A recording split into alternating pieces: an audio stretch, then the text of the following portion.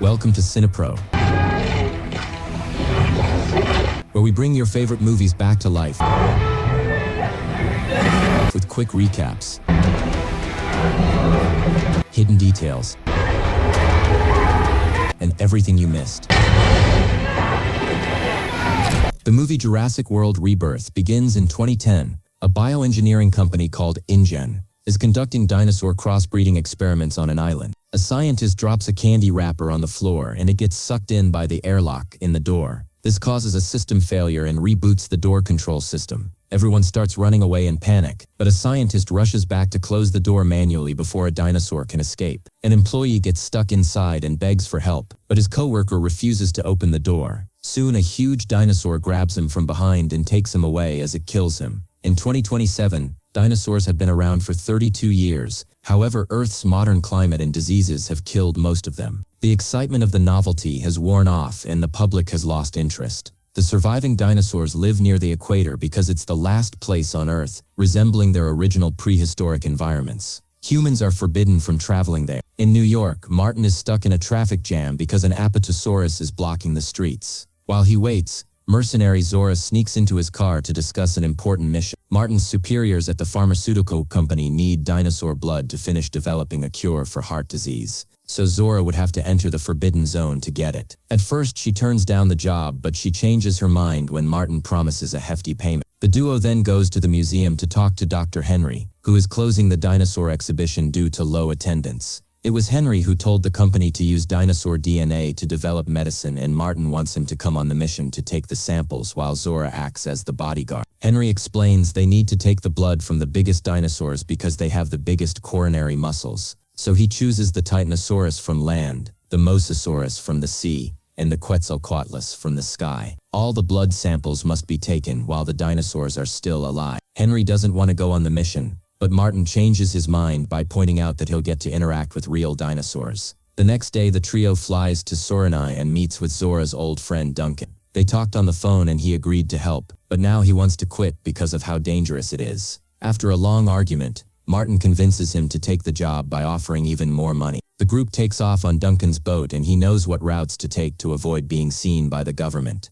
They take a look at a map of the area and Henry shows them his special darts. They can penetrate the dinosaur's thick skin if they shoot them at least 10 feet away. They're capable of taking the samples themselves and self-eject, but they only get one shot with each. Meanwhile, Ruben is taking his daughters Isabella, Teresa, and her boyfriend Avier on a sailing trip across the ocean. On the water, something appears swimming near. At first they think it's dolphins, but the fins look different. Suddenly the mysterious creature hits the boat and quickly goes away. Ruben climbs down to check and is relieved to see no damage. At that moment the creature reappears, confirming it's a huge mosasaur. This time it almost flips the boat, but it moves away. Unfortunately the boat only recovers for a second before it finally falls and the family jumps into the water to avoid getting crushed. Xavier is still inside and the water is keeping the door from open. While the girls climb back on the boat, Ruben tells Xavier to get the radio from the emergency bag. Once he's found the bag, Xavier kicks the door until he manages to open it and swim out. The boat finishes flipping and Ruben climbs on top of it too,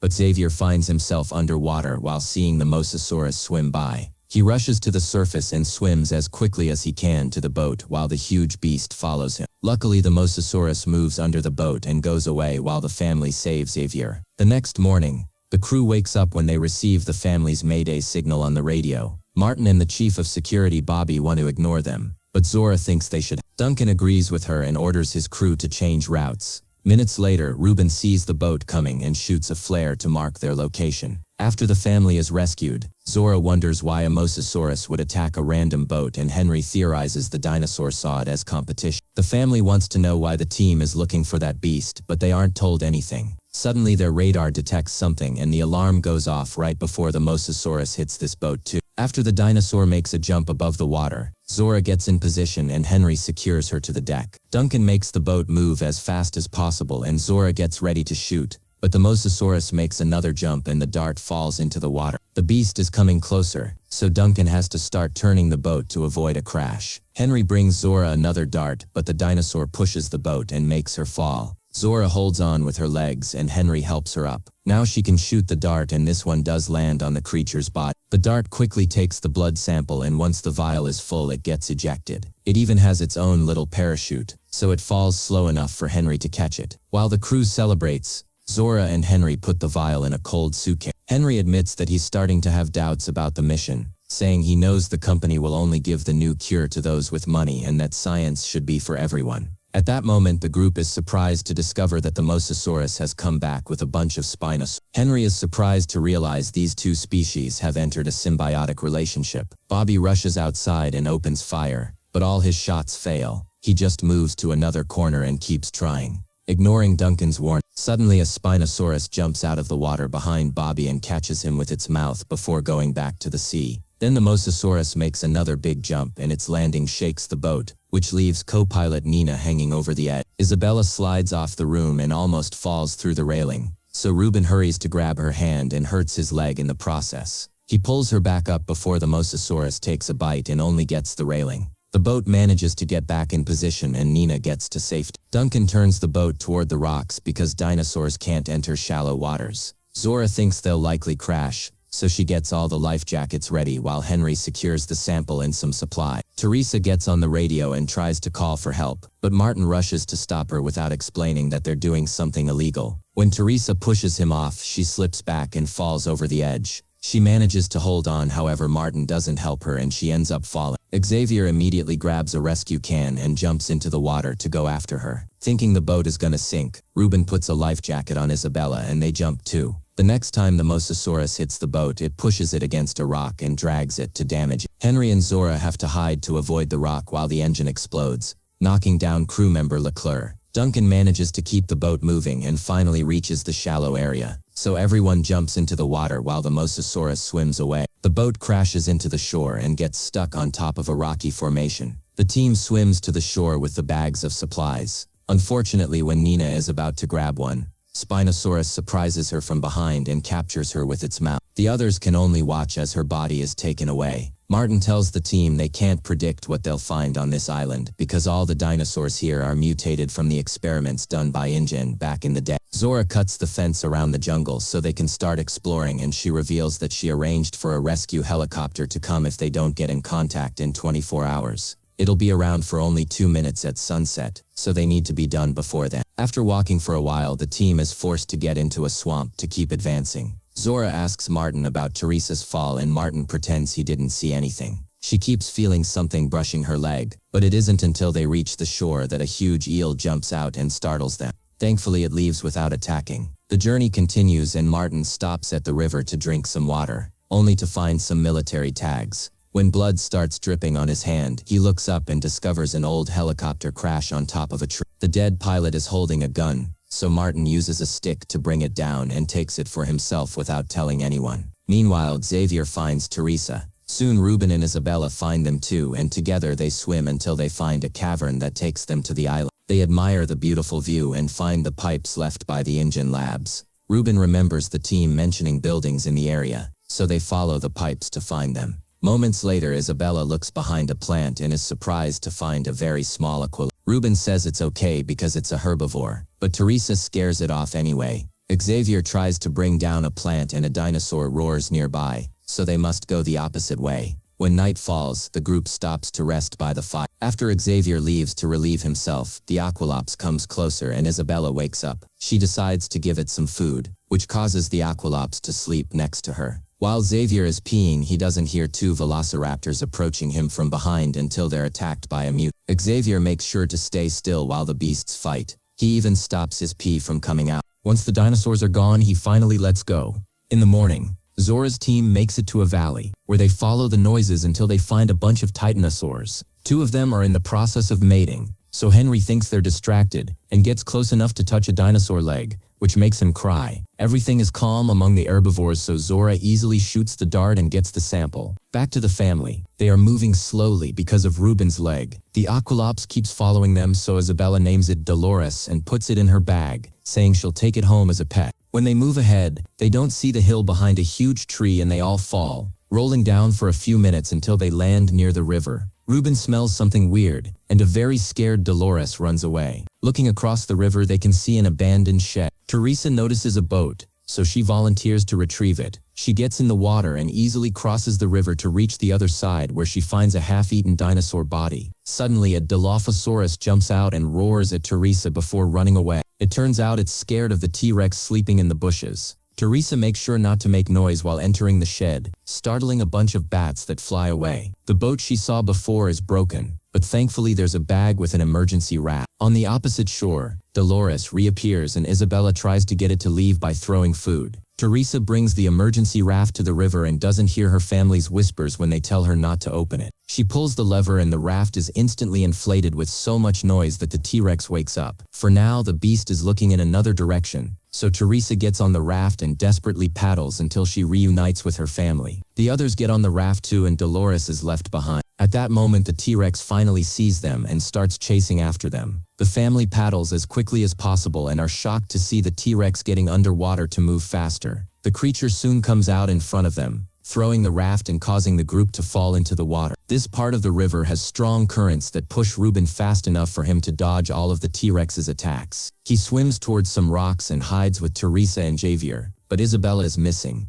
Her screaming indicates she's hiding under the raft, which the T-Rex is now trying to bite. Its teeth can't tear the plastic, so it picks it up and shakes it around, looking for its prey. Luckily, Isabella manages to get away before the raft is picked up and she rushes to reunite with her family. The T-Rex chases after her, however. The group hides behind the rocks and the space between them is too narrow for the dinosaur to go through. It gives up and walks away while the currents bring the raft to the family. After many hours of climbing, Zora's team makes it to the top of a cliff. The Quetzalcoatlus is a flying carnivore and too dangerous to approach. Instead, they'll take the sample from an egg. Leclerc has experience with rappelling, so he goes down to the nest pretty easily, but Henry needs to gather some courage first. Zora soon follows and teases him when he holds onto the rocks in fear. At the top, Duncan is securing the ropes when he sees a little dinosaur run by. He takes a closer look and discovers that the small creature has entered an ancient temple. Suddenly, Henry's rope slips and he starts falling, but Duncan grabs the rope and saves him just in time. The trio keeps going down until they reach a cave. However, they're shocked to realize this is also part of the temple. There's a big nest in the middle and Henry starts working on taking the sample without hurting the baby. While waiting, Zora asks Henry what he'd do with the samples. He explains he wants the cure to be open source so everyone can produce it and save millions of lives. On the side of the cliff, Leclerc is securing the ropes and sees the Quetzalcoatlus mother come back to the nest. He yells to warn the others,